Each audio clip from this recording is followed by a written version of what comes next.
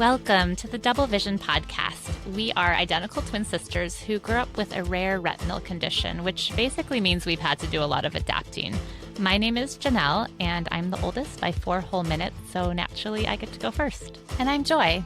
A lot of our life has been problem solving, a lot of feelings, and realizing that we're probably not the only ones navigating this. I work as a therapist, and I tend to slow things down and look for what's steady underneath it all. And I'm a writer and creative. I have a background in education, and I navigate the emotional journey in real time. She does, and we balance each other out. Jenelle keeps one foot on the ground, and Joy keeps things honest and alive. On DoubleVision Podcast, we talk about the social and emotional experience of being in a body. The stuff we all deal with, identity, belonging, and self-trust. We talk about anxiety and overthinking and what it looks like to advocate for yourself and keep going, even when it's hard. We make space for the parts that don't show up on paper, but shape our whole lives. If you've ever felt like you're trying to figure out how to be yourself out loud, you're in the right place.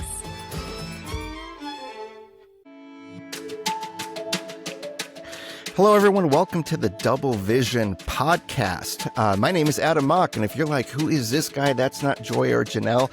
I have the honor and privilege today of taking over the podcast as host as we celebrate 15 years of DoubleVision. And my guests on their own show are Joy and Jenelle themselves. So Joy, Jenelle, welcome to your own show.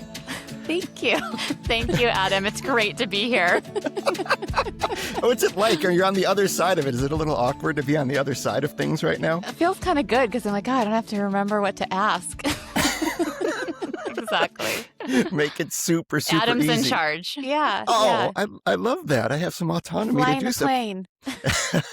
Well, since I'm in charge, I want to start off by saying this. Very happy birthday to you both. You both celebrated a birthday yesterday, and now we get to celebrate 15 years of DoubleVision. So happy birthday to both of you. Thank you. Thanks. Of course, of course. Okay, here's where I want to start. For those not familiar, maybe you're tuning in for the first time to this podcast. DoubleVision has been around for 15 years at the DoubleVisionBlog.com.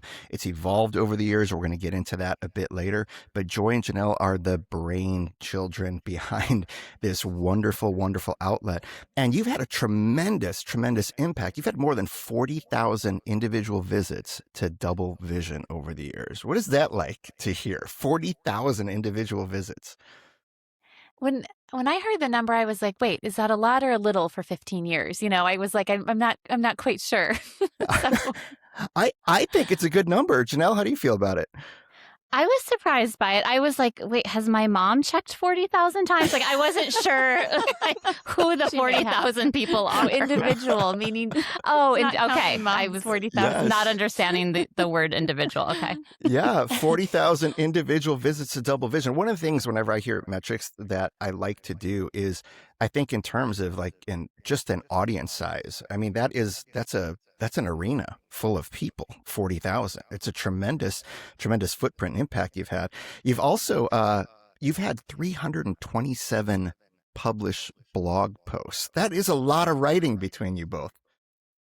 Yeah, that one kind of surprised me on the other end because I thought, well, if we had, nobody blogs daily, right? But I was thinking 15 years, there were definitely some months there that we didn't blog at all, but then there were ones that we, posted several times in a month. So yeah, but I think all the ones that are there were ones obviously that were really intentional. They weren't just like throwing out content, So. Yeah. I think everything that you've put out is incredibly intentional. And I also think it's a great thing to just model for people who want to have a blog or an outlet like a podcast where, they think, well, I've been doing this for 3 months and where are all my followers? Where's the impact? It's like, well, right. 15 years of consistency and finding your voice is huge. Your most read post is this one, 8 things I wish people knew about going blind from a degenerative eye condition. That one's actually been viewed almost 7,500 times. Which one of you wrote that post? Joy. This is Joy. I wrote that one, and probably in conjunction though with you, Jenelle. It does. I think we told you, Adam. We definitely edit heavily each other's posts, or we did more in the early days, including titles and things like that. But yeah, I wrote that one, and I think that people just reshared it because it was probably one that they could say, oh, I have this, I'm going to send it to a family member so that they can understand what I'm going through. And so I'm imagining that's why it had that many. And this is Jenelle. I was rereading it this morning just because I hadn't read it in 10 years probably and wanted to refresh my memory. And I was like, oh, I would actually still share this. Like this really still stands. So that was interesting to notice that it felt timeless to me anyways. That's good to hear. Right. That's like what every creator wants, is to not go back and cringe at something like they put out, especially 10 years ago. Yeah, there's plenty of those too, though. I mean, we won't be highlighting those today. Won't be highlighting those at all. But I love that. What a wonderful reaction. Let's hop in a time machine. 15 years ago, DoubleVisionBlog starts. It's 2011. Whose idea was it to do this? Have you all had conversations about it? Where did this start for you all? This is Jenelle. It was my idea, and you're really taxing my memory here. But as I recall, blogs were all the rage back then. This is a different time in our history, and I was reading lots of blogs, really interested in a variety of topics. And then I thought about how Joy and I really like to write and how we have spent really most of our lives not talking about retinitis pigmentosa to each other, even, let alone to family and friends. And we were at a place where that was shifting, and it felt like a helpful way to include family members and friends and hopefully people who were experiencing similar changes in life in on our journey. I love that. And Joy, you were feeling similar to that, obviously. Yeah, I was so excited because I had always loved writing, and I was in a writers group, I think at our church, and I would show up every week and I never wrote anything. I just read other people's things. I'm like, I love writing. And they were like, yeah, show us how much you love writing. So when Jenelle had the idea, I was like, yes, I'll actually have accountability, an excuse to write, and a topic to write about.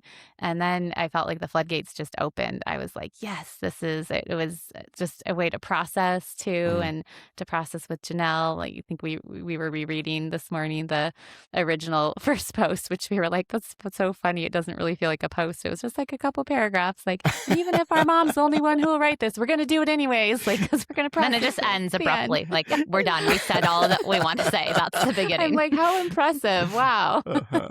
Y'all make a great case for people who want to create, who want to have an outlet. They want to write. There's something that's so important to them. And, everyone asks, look, I don't know where to start. And they feel overwhelmed by it.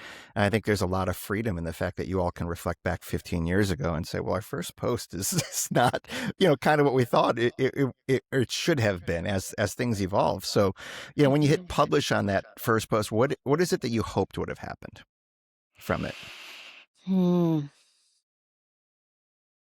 Gosh.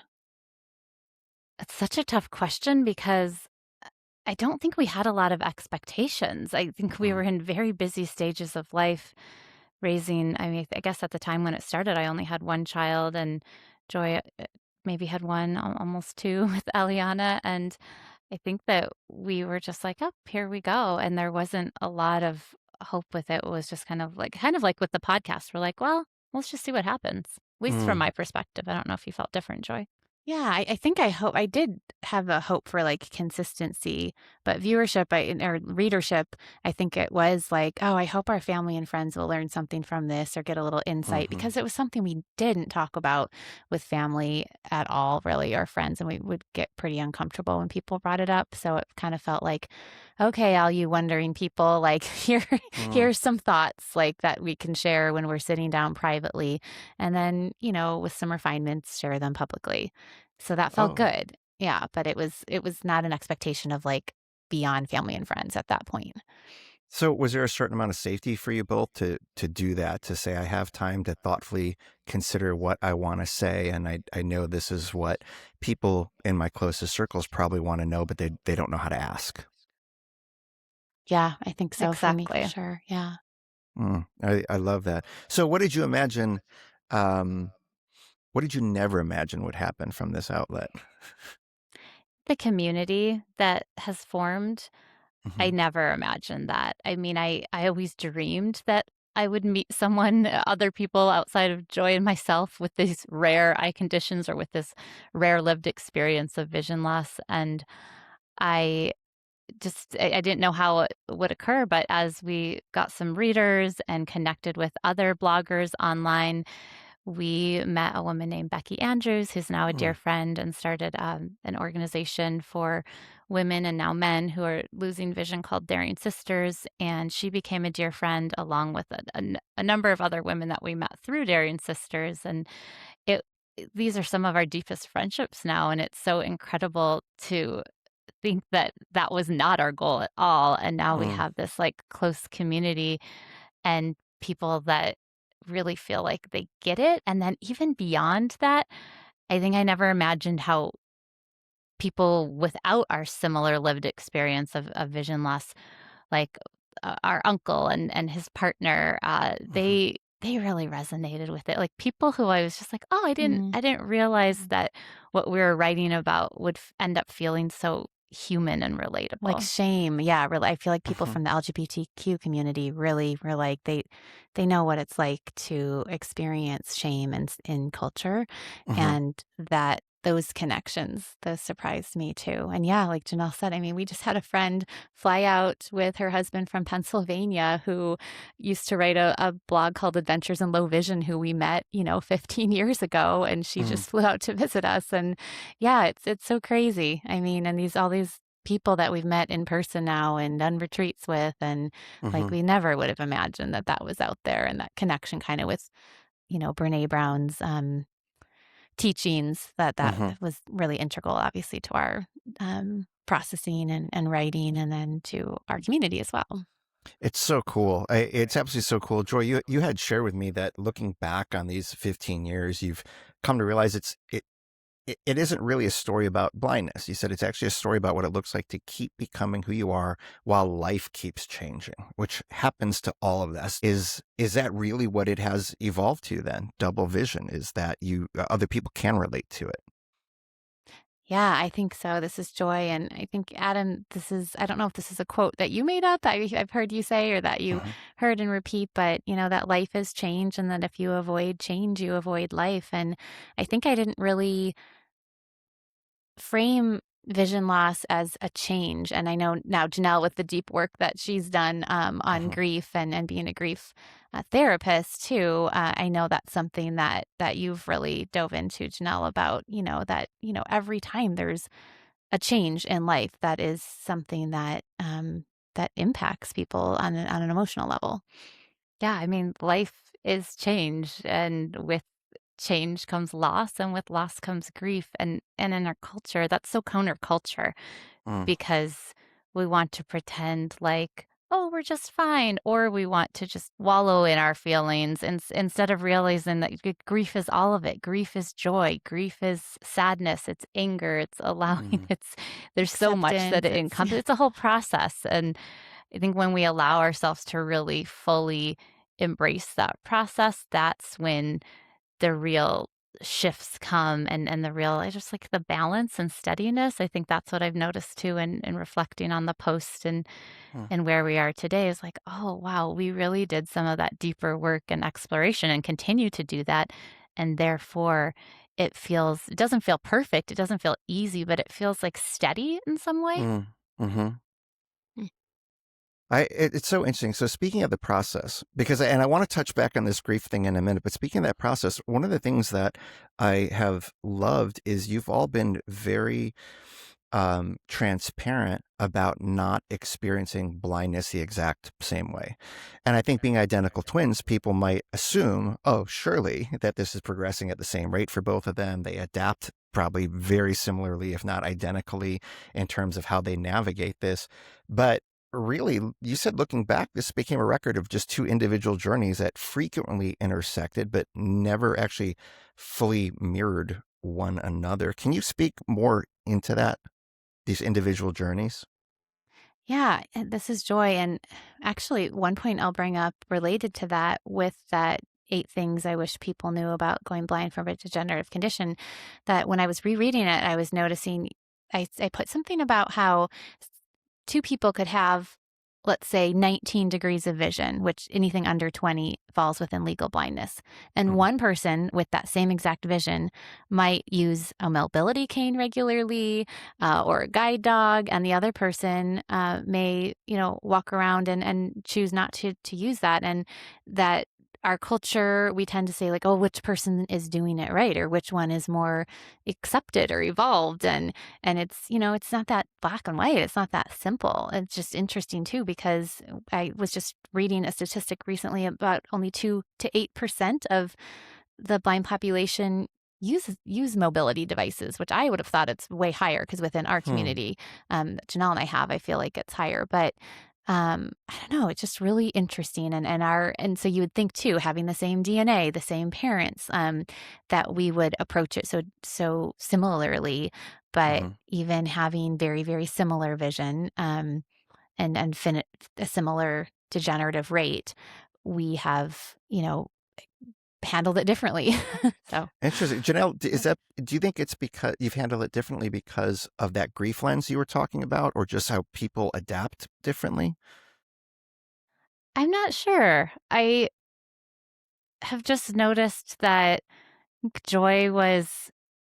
she's always really been so good at research. And so I think she really researched a lot about guide dogs and what could be helpful in her current life. And I think that really served her well in a lot of ways. Although I do remember her just kind of questioning, especially in the beginning, like, oh gosh, and this is quite common, like, do I have too much sight to be getting this guide dog? Like I think at the training, Oh, Joy, I remember you saying like you went out with the other people and someone there kind of thought you were in charge or something, Yeah. because you were the one wow, with what the a most compliment. vision. Yeah, we all sort of, but then it gets into that whole thing of like, oh, why do the people think that the sighted person is the one in charge, the group leader? You know what I mean? Like, it's just so weird. But I remember like actually like trying to look more blind. Like I was like try to like look away and not give eye contact. And now I'm trying to give eye contact and look more sighted. So it's like we're always Wow. trying to be a little bit different than we are, right? Yeah, and I think this is Jenelle again, some of the things that would come up for me is like, gosh, should I be doing that? Am I behind in some way?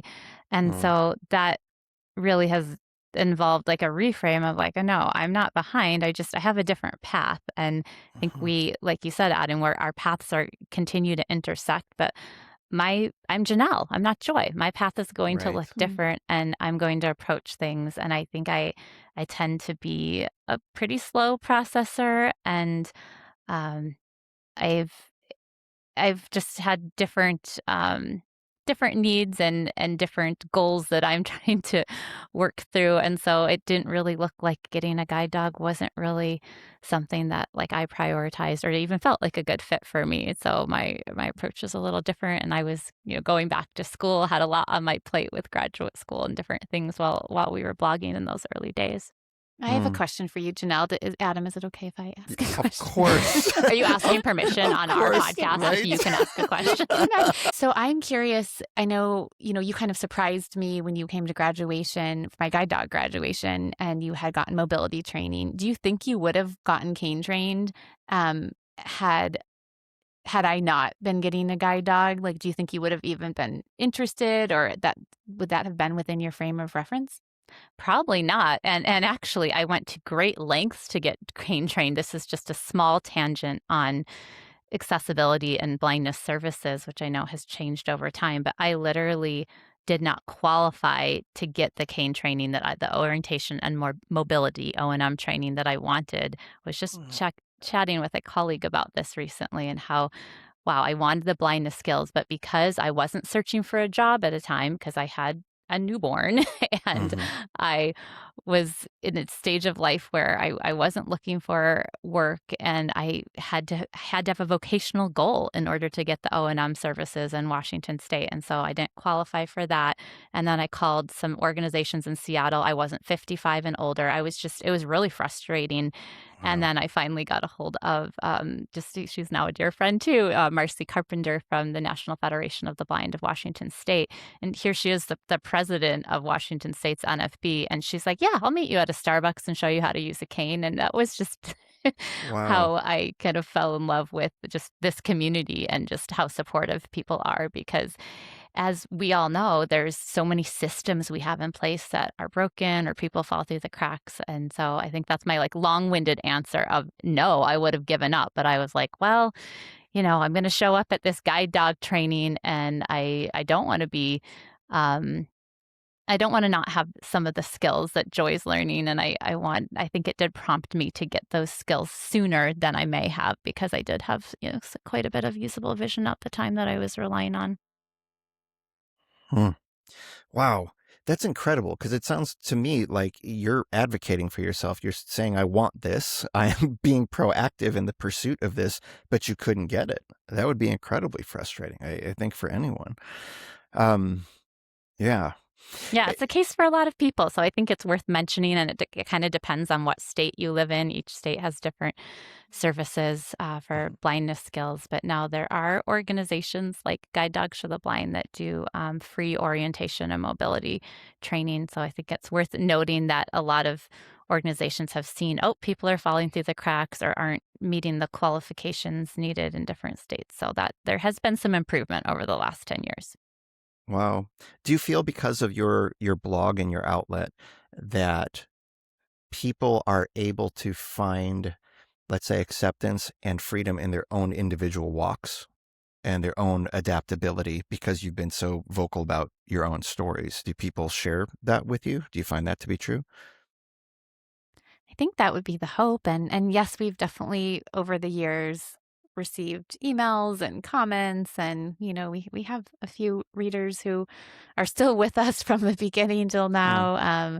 We've met up for coffee with certain readers or readers' families, especially when I was in Illinois in those early years. There were families that would reach out who have children with RP, and it kind of just gave them hope of, oh gosh, I don't know what's in my child's future, and now I can see that there's somebody who has a family and is like seeming happy and living a life that seems fulfilling or full. Jenelle, have you had experiences similar to Joy, where people from the community have felt a sense of freedom, maybe permission, or their own personal acceptance because you've been so vocal about your own experiences? A number of people have started, their own blogs over the years, or podcasts, or started different YouTube channels. And so that always warms my heart when I see like, oh, we're sharing, and so other people are like, oh, I could create something like this too. Like that seems like something accessible to me, or something that I would want to try. So I think it just gives people hopefully permission to be creative in their own way and to find an outlet and to start sharing. Or even like there was one post I did, like an open letter to my friends before a vacation around what my needs might be, and how I might not be aware of my needs sometimes. And I know a few people have reached out and said that they kind of use that as a template in communicating with their family and friends as well. Yes, I actually wanted to say we had planned to kind of pick out a favorite post of each of ours beforehand. And you since you mentioned it, Jenelle, that is my all-time favorite post you've ever written. And that actually kind of reminds me to your question, Adam. That is the biggest thing I think I've heard people say. You put language to something I've been experiencing. And I think when something is put into words like that, it kind of loses its power over you. And it also is just like, oh, not just me.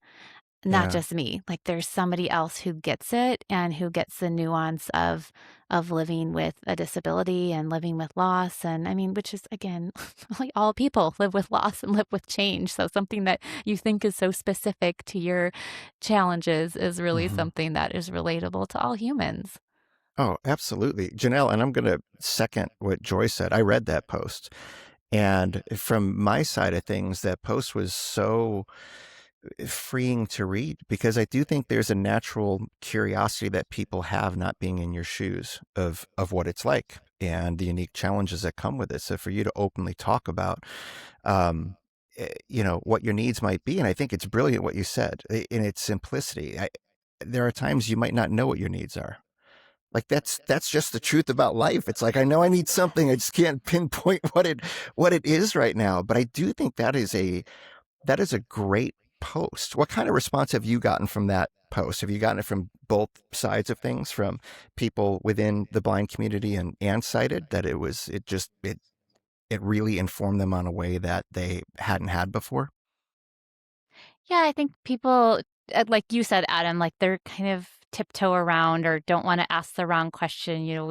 We live in this like kind of cancel culture, and you're like Yeah. don't want to be the one saying the wrong thing, and I think that's unfortunate in many ways, and it gives people, I think, an opening to ask more questions or to say, oh, I kind of suspected this, but I wasn't sure. And then it also, you talked about needs. It gives people more permission to be like, to recognize like, oh, we all have needs as humans and they're all going to look different. And sometimes they're going to be competing, but that's not a bad thing to have needs. And somewhere along the way, I do think it's part of culture, and I could kind of go into my whole probably sociological assessment of it. But really, I do feel like just giving people permission to examine their needs, talk about them with other humans can be so helpful. Yeah, and it was so good with boundaries too in that post. Like just how you said you were able to vocalize your boundaries, and I think that's something I struggle with. So I was like, oh, she put it into words. Now I could share that same thing with friends, or I could use that language. Like I think you had put something about, it's not okay to touch, grab, like push, like any part of me, or Kane, which is an extension of us. But then you also like had boundaries for other people that they could set, and like, hey, if we're on a trip together and you want to go on a fast run, and you're like, hey, like I don't think running with you this morning because I want to go at a really fast pace is going to work, then you do that. You do you and set your boundaries. Like, don't feel like you have to take care of me on this trip. Like, it was just, but here's the things to be aware of, and here's the ways that you could help. It was just so clear and kind. I felt like it was like, yeah, just Mary Poppins, clear and kind. Yes. What's the name of that post if people haven't had a chance to read it and they want to find it on your site? What is it called? I hope Joy knows. I think it's called An Open Letter, but I can't remember if it had like a subtitle. I just remember it's called that's what I searched, An Open Letter. Okay. Well, search there, people, An Open Letter, and it's well worth the read. It's well worth it. And you both bring up just some really great keywords, needs and boundaries. I think that's relatable to every single person. In the coaching realm, I don't know if I said at the beginning, what I do for your listeners, but I'm a leadership coaching specialist. And in a coaching realm, we say unmet needs are derailers. So until we figure out what these needs are that we have, how to articulate them and have those needs met, they will derail us. And a simple example of that is just when people even get hungry, right? Like, you could be sitting in a meeting, you could be trying to pay attention to a conversation, but if your stomach is grumbling and your head's pounding because you're getting a headache and you're feeling tired, you just can't engage until that need is met. And then once that need is met, you're like, hey, I'm here. So I think that's why there's a lot of power to that post, needs and boundaries, and you covered it so eloquently, Jenelle. Great example, Adam. Yeah, it's like so empowering to recognize, oh, I have needs and I can be aware of them and I can try to meet them without a lot of shame. And again, I think there's a whole lot of reasons why we deny needs, or some of us were taught maybe that our needs were bad or wrong, or they inconvenience others. So there's a lot to that. There is. And I want to talk about community more too, because I love that you all started with something hoping, even if your mom's the only one reading it, that's great. You'll keep writing, but you've had such a tremendous impact. And as we've talked about, you grew a community around this. When did you first realize that the blog was actually becoming a community instead of, let's say, just simply a website or a blog outlet for you all to write, that this community was forming? Was there a moment for each of you? I think when we were sitting around at the very first Daring Sisters, the inaugural Daring Sisters retreat in 2016, and we were going around the room and everyone was sharing why they were there or how they came to it. And I would say the majority were like, oh, from DoubleVision, originally DoubleVision. I heard about this from DoubleVision. And I was like, Wow. Oh my gosh, like people who were there. I'm like, I didn't know you were a reader. I didn't know that's how you came here. Like it was really cool. We're twinning. I had that exact same image in my mind. I love that. Whoa. Really? So there is that you can pinpoint that moment, and you're hearing your own language, or at least your own brand, right? Spoken back to you that was a key moment for somebody.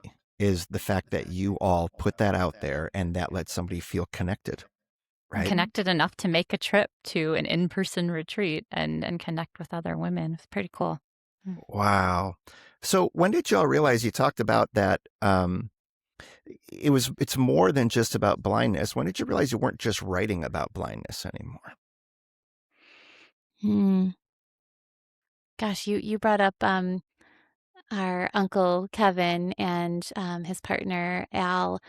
I think from I can't remember. I mean, I feel like maybe we were receiving comments from them from the very beginning, but I think once we started talking about shame, was that maybe like 4 years into it. Sounds right. So probably like 2014 or 2015, and just having those comments and so much like relatability and then conversation when we would see them in person about that topic, and then it made me realize, wow, like this translates, like this isn't like what it, and I think Kevin, our Uncle Kevin, would always write, "This is so human," like in his comments would literally put, "This is human," like, "Thank you for writing this," and it was like, I love this is touching people. Yeah. Or like I remember writing some posts about grief, and my uncle's partner Al like reached out separately and sent a whole email about his own grief experience and a link to an article he had written about his grief journey of losing someone dear to him to suicide. And I was like, I'm not certain that we would have had some of these deeper conversations with family and friends and people who became friends if the conversation hadn't been opened with a post and given words and language, like Joy was saying, to human experiences.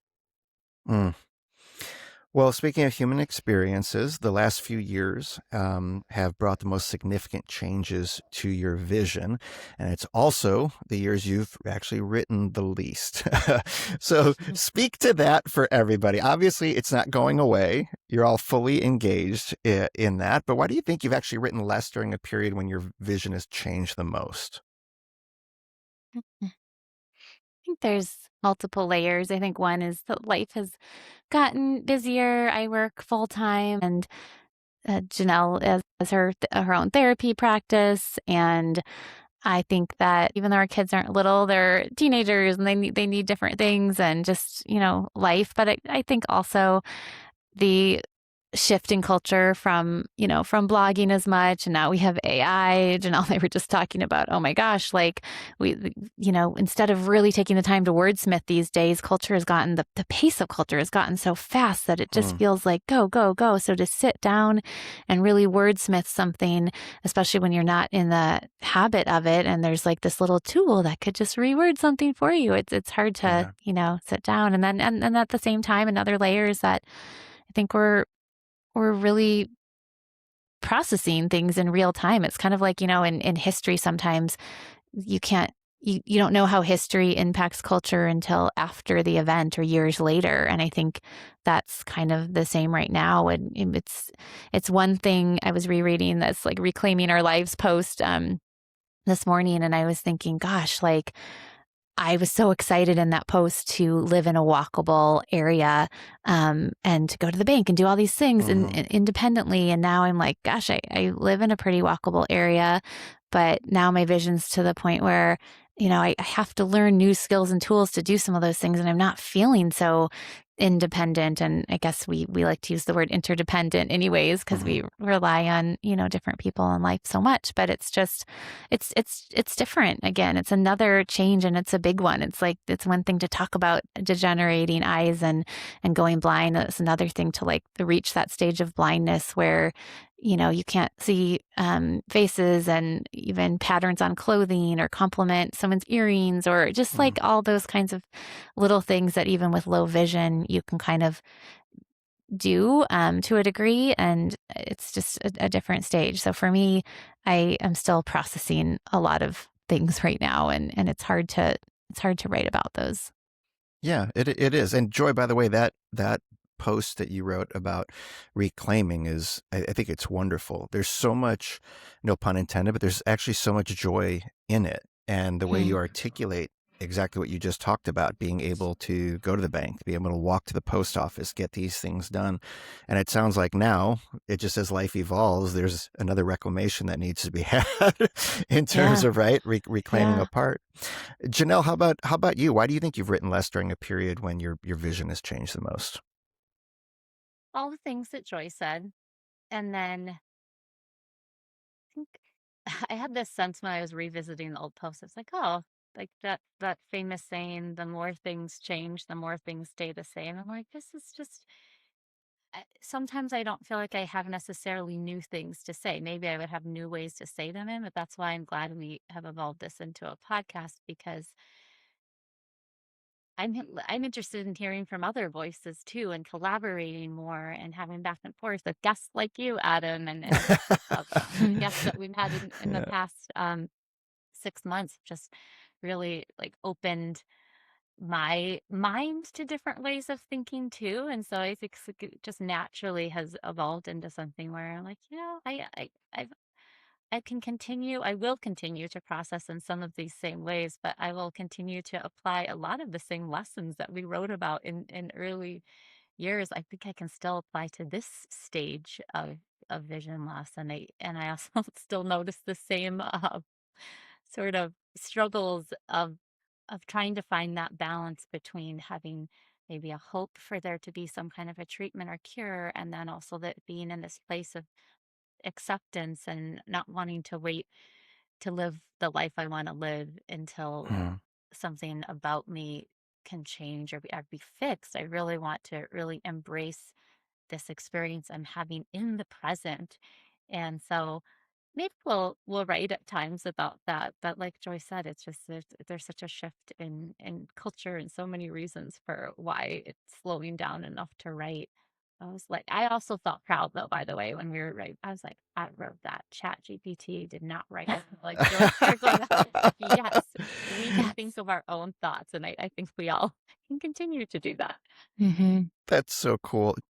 I swear, I think communication is going to be the most sought after skill as this keeps moving forward. And I mean pure communication, the ability to do what we're doing, actually have a conversation.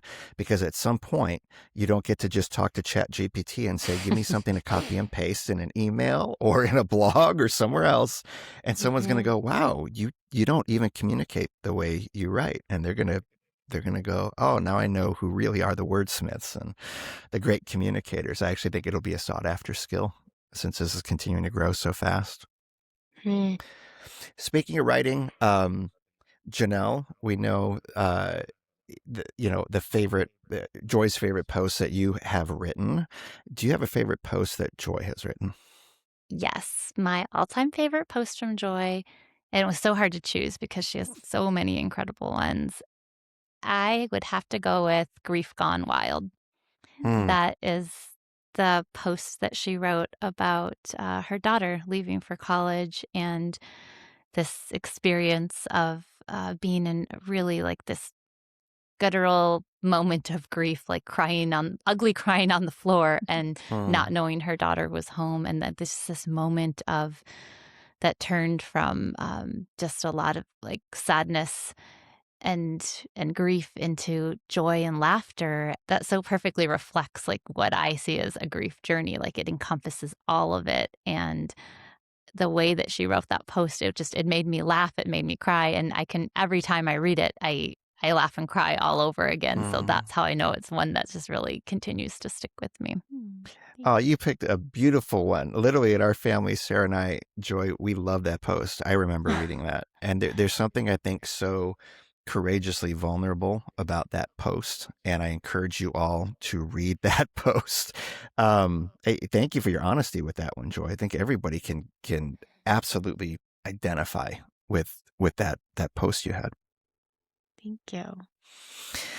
Let me ask you all this. As we kind of wind down, what's one thing you've learned from watching your sister navigate blindness that you didn't think you could have learned any other way? Jenelle, I'll start with you. Maybe something that you've witnessed with Joy that you don't think you could have learned any other way. I think a lightness and a humor. Joy has a great way, and she kind of sneaks it in there in a lot of posts as I was reviewing them. Like she just has a way of talking about what was one? She talks about being at a crosswalk and accidentally pressing on a man's elbow instead of like the actual crosswalk. And just, I don't know, just when you think life is like really serious and a post is really serious, Yeah. Joy like sneaks in there with something witty and funny and joyful, and it just makes me smile and helps add some lightness to my own perception of life and of myself and of my own journey. It's one of your great gifts, Joy. Sincerely, Joy is one of the funniest people I know and has an incredible sense of humor. So I totally get that, Jenelle. Joy, how about you? What's something that that you've learned from watching your sister that you don't think you could have learned any other way? I think I mentioned it to a degree with the open letter post, but I think your sense of boundaries and needs and being able to speak up for what you need, I think I tend to be more of a people pleaser, I think, and just wanting to kind of not make waves. And I think you make them in the best possible way. Like, I think watching you getting really choked up, that Oh, just navigate relationships and blind, I just, we joke about you being like, oh, the older sister, so you get to go first. But I mean, I think I'm still kind of like, oh, what do you think, Jenelle? Like, how are you going to handle this? Because if you're handling it well, I know I can. So I just, reading through some of those and I mean, I don't know, even sharing about times where I've had people steer me or grab me and I just kind of let it happen. And I feel like you're like, no, like even to a good friend or somebody, you're like, no, please don't touch me. Like you're just like speak up for yourself. And I think we all need that in the disability community. We have a hard time finding our voices sometimes. So sorry. It's just oh, no apology needed. I love this. I think it's real. I mean, Jenelle is 4 seconds older, if I'm right, Joy. So minutes, thank God. That would be really hard for my mom. It'd be very oh, abrupt. you're right, minutes. And push. 4 minutes, even older. Joy, that was so sweet the way you articulated that. Jenelle, you can see it in your writing, and as I've gotten to know you, you really do have this admirable assertiveness about you that I think anybody would want. It's this balance between you're able to have boundaries and speak your mind in this non-offensive manner and articulate it so well. And you can absolutely see that. You can absolutely see that with you. Oh, thank you. Badassery. That's what the name. Badass. I Badassery. That's a great term, badassery. So that as we was a wind post too, a badassery post with my Aunt Beth of going snowshoeing and everyday badassery. what was the context of that post? My Aunt Beth, who is also an avid reader, when I was snowshoeing with her, I wrote a post about everyday badassery and just kind of what it takes to just be a badass every day and learning from different people. And I just had these really beautiful photos from the hike in the snow. I like that example, Joy, because it's like you have that in you too. Like I think like it's so easy to see it in someone else, but as you were reflecting to me, I'm like, I see that in you as well. And I see plenty of times when your silence speaks louder than words and you have a sturdiness to you that is not just about people pleasing. I think with all of us, we all have our different parts, and it can be so easy to recognize a part we admire in someone else, but not recognize like, oh, actually I have that part in myself as well. I'm just not as acknowledging it as much. Thank you. I think that's one of my favorite parts about writing is that when you read through different posts, you can write from different parts of yourself and you're like, oh, that was that part. Oh, I really resonated with that part in 2019. Wow, that's not something, oh, that part must have really been healed by writing that because that's not something that comes up anymore. Or, wow, that part's still there 15 years later. I mean, it's so fascinating. And I know my husband has mentioned this. He's a singer-songwriter about how he has songs from 20 years ago that are still teaching him. And that was the biggest sense that I got was like, especially that the Reclaiming Our Lives one. I was just like, as I was making that transition in life then, and I'm about to make another one that's just like a kind of a difficult thing that you do for, for family, for what your family needs and financial freedom and just different sacrifices and decisions you make in life that you don't necessarily want to make. Getting choked up again. I felt like my past self, like reading that, like just that wisdom from that person of like, oh, I can tap into that again. Like that can, like, it just needed that, I needed Yeah. that. So Were you able to encourage yourself with your own words? yes, I was like, oh, I can do this. Like, this is like, look, she did this. You did this 15 years ago, Joy. 15 joys ago did this. You can do this again. It's okay. It's going to be okay. And 15 years from now, you'll have your next lesson. Yes. Yeah. Yes, this is Jenelle. I had that sense too as I was reviewing the posts from the last 15 years. I had forgotten that we had done a whole survey of like over 100 people and gone into all these different chat rooms and websites with people who have lost vision about like why people hide and where shame comes from and stigma. And I was like, we did it. Like, wow, I forgot that we can do surveys and that we can collect this data, and we were kind of our own independent like little researchers. I was like, that's cool that we did that. I totally forgot about that piece. And then it reminded me, I'm like, oh, like we can still do that. We can still create new projects and tap into, that wisdom, that inner knowing that's like that's been there all along. And that only took, what, a couple days for you to get 100 responses, right? Like it happened we got them quickly. so quickly.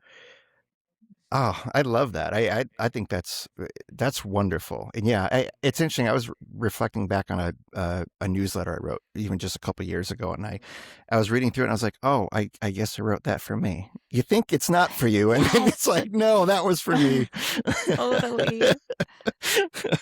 Oh man. So as we celebrate these 15 years of Double Vision and the impact you both have had, what can people expect from you both moving forward? We're retiring. No, Peace out, y'all. No, I'm kidding. No, it's So been good.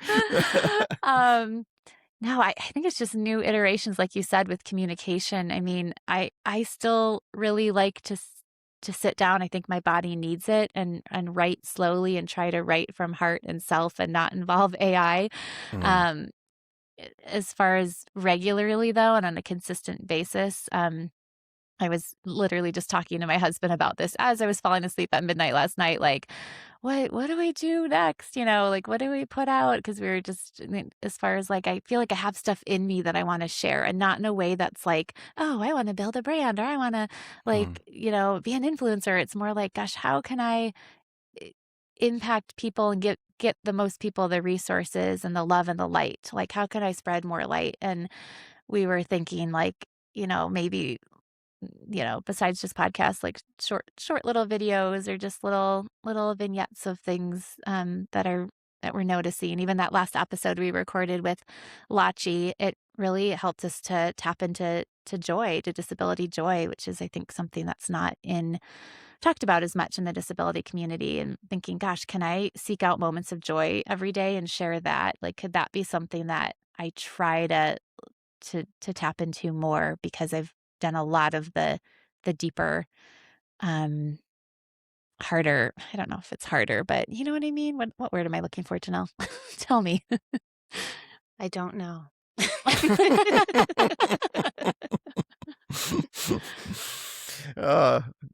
Joy just needs to sit and wordsmith it, and then Yes, come back. yes. But I think more like, little videos, little like noticings, observations. That's my favorite thing to do, is to just observe, notice, share. Jenelle, anything you want to add to that? I'm open to what comes. I think you bringing up communication and the importance of that, Adam, reminds me that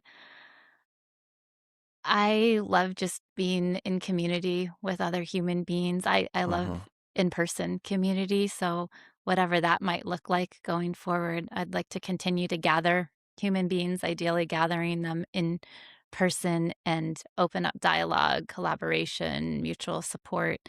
And I don't know how that happens, or the vehicle for that, or what that exactly looks like. But I think if I'm going to set an intention out there, that would be like more in-person communication with our community, and that includes all of our listeners, disabled or non-disabled, or as our former guest that we keep mentioning, because it's fresh in our mind from last week, as she talks about how we all have a disability identity. So just having more of these conversations and community, ideally in person, would be my dream. Love that. So what would you like to say to your community as we wind down here? 15 years of the DoubleVision log, DoubleVision blog, 15 years. It's kind of a log. It's kind of 15 years of the DoubleVision blog. What would you like to say to your community? This is Jenelle. I'll just start with gratitude. I have so much gratitude for this community. I was looking at old comments even this morning, and friends from high school that used to read and maybe have moved on to other blogs or don't read blogs at all anymore. But I'm grateful for anyone who's listening or not listening, for any point that we've had the connection through our writing or now through the podcast. I am grateful that people are willing to engage with us and be part of this community, even if we've never heard from you. Thank you. Joy? I was going to go with gratitude as well. It's exactly what I was thinking. And anything that you find yourself creating, we would love to engage with and hear and connect with. So, everybody from our NFB friends, Ron Gardner, my first mentor, and just so many just beautiful, beautiful souls that we have the joy of getting to know and connect with in this lifetime. Thank you. Love it. Well, Joy, Jenelle, you have been incredible guests on your own podcast. Thank you for being here today. Thank you, Adam, for hosting us on our podcast. And Adam, I have to do a little plug for you. Did you know that when I was going through metrics for the blog, then I was going through metrics of our podcast, and our most listened to episode was the one that you were on in January on leadership. That's our most listened. I think, what an honor. Yeah. Well, thank you. That's incredible. I always love when I get to connect with you both. And I just want to thank you on behalf of anybody who has ever intersected with the content that you put out and the impact that you're having. Thank you so much for your authenticity and your vulnerability, because we are all learning from it. If you're listening, go check out Joy and Jenelle, the DoubleVisionBlog.com. Check out the Double Vision podcast and all things Double Vision that they're working on. So until next time, when Joy and Jenelle are back in the driver's seat, keep going boldly, ever upward. Thank you. Only driver's seat we'll ever get in. Put that in for sure. Oh, that's great. Hey, I don't know with self-driving cars. Oh, yeah. The Waymo cars, right? We're ready. Same. You both ready? Okay. We got to get I'll Ben wait out for of the Ben way. to get out of the way. I hear some bells jingling. Is that Ben? I make him wear bells around the house so I can find him. That's what blind people do, don't you? They make their husband wear bells. Thank you for listening to Double Vision Podcast. If you found this valuable, we'd love for you to leave us a review on the podcast platform of your choice or subscribe on YouTube. We'd also love for you to keep in touch with us on social media, Facebook, Instagram. And if you have an idea for an episode or something that you'd like to process, please feel free to leave us a voice message at 949-414-8336 or send us an email at mail@doublevisionblog.com.